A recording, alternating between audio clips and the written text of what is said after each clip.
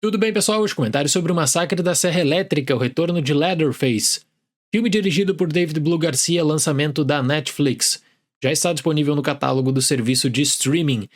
Então nós temos aqui uma sequência ao clássico de 1974, um filme icônico do terror que eu já publiquei a minha crítica aqui no canal. Ideia de fazer mais ou menos o que a Blumhouse fez com a franquia Halloween.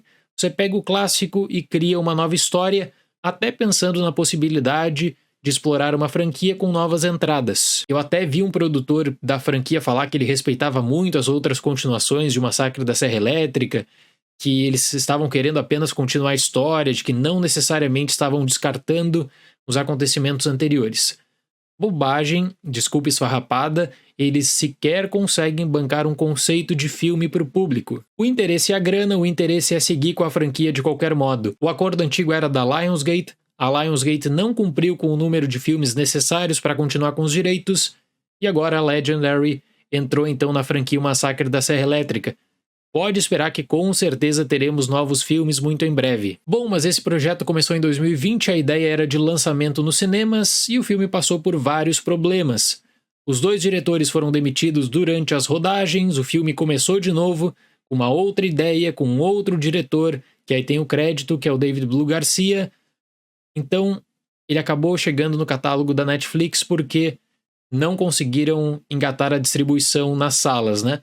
Isso já gera uma grande dúvida. Por que eles não conseguiram um acordo nos cinemas? Dá para considerar que basicamente esse filme foi descartado no catálogo da Netflix. Algum tempo atrás também foram compartilhadas várias reações negativas da sessão de teste nesse filme, até tinha dúvida, né, se eram reações verdadeiras ou não. Agora, com o filme, dá para falar que eram verdadeiras porque as cenas permanecem ali. Então, como eu disse, o método é muito semelhante ao da Blumhouse com Halloween, só que tem uma diferença. O padrão de produção desse filme é tão baixo, mas tão baixo que o lema dele é caça-níquel. O lema é ganhar dinheiro fácil às custas de uma franquia.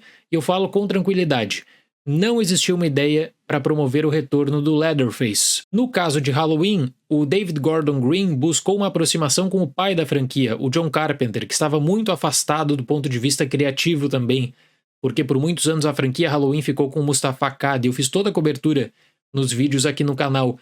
Em O Massacre da Serra Elétrica, o Tobe Hooper morreu em 2017 e o Kim Henkel, assim como todos os outros filmes, ficou apenas com crédito de produtor. O que eu quero dizer é que não existe uma figura de comando dessa franquia, não existe um referencial dessa franquia como John Carpenter é um referencial para Halloween. Poderia ser o Kim Henkel, você pode argumentar? Olha, eu não sei se nessa fase da carreira ele poderia colaborar com o roteiro, por exemplo. O roteiro é assinado pelos uruguaios Rodo Sayagues e Fede Álvares. E aí o que você recebe no catálogo da Netflix? Não apenas um filme ruim. Se fosse um filme ruim, você poderia argumentar que é um padrão para a franquia O Massacre da Serra Elétrica. Eu concordo. Estou fazendo a crítica de todos os filmes aqui no canal e existe muita coisa fraca mesmo. Mas você recebe um filme que desrespeita o legado do original e que promove, se não for o pior retorno, um dos piores retornos de personagem do gênero terror, que é a da Sally Hardesty. A atriz Marlene Burns, que interpretou a Sally Hardesty, faleceu em 2014. Isso não interessa muito porque eles precisavam de alguma história e o que eles tinham não era bom o suficiente. Massacre da Serra Elétrica nos últimos anos, nos últimos filmes, estava tentando o marketing apenas na figura do Leatherface. Dessa vez buscaram na figura da Sally Hardesty, que é interpretada pela atriz Owen Fowry.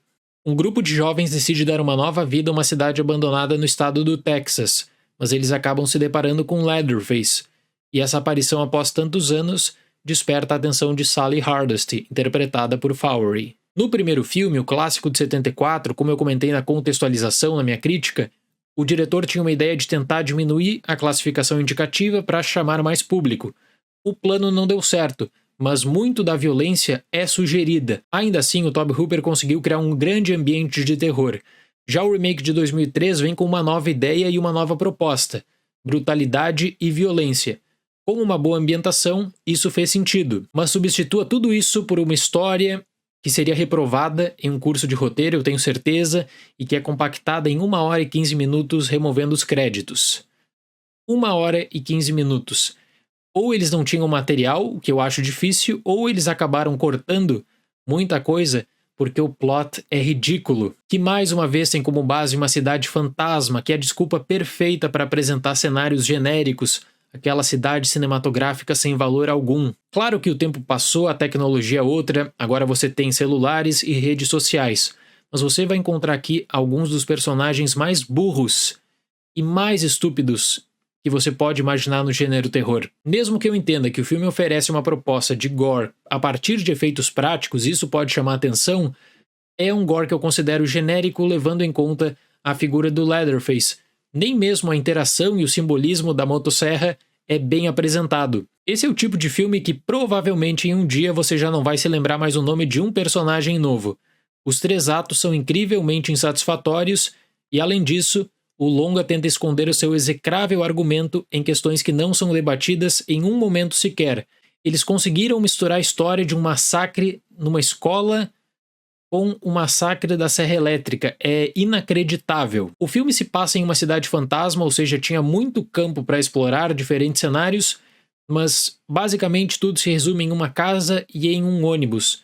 No ônibus acontece até que a melhor cena, mas quando você precisa reunir os personagens em um ônibus e você está em uma cidade fantasma, olha, existem muitos problemas aqui. Por isso que eu tenho certeza absoluta que quem escreveu esse roteiro não queria o Leatherface como serial killer, queria um serial killer no estilo Michael Myers. As características do personagem são abandonadas, você não tem nada, ou aliás, você tem muito pouco sobre relação familiar, que é tão importante pros filmes anteriores. Aí você pode argumentar, ok, mas eles estão pegando como base o longa de 74. Tudo bem, até mesmo para isso existe uma contradição notória quanto a argumentos básicos. Esse Leatherface do filme de 2022 está competindo e talvez seja o pior Leatherface da franquia.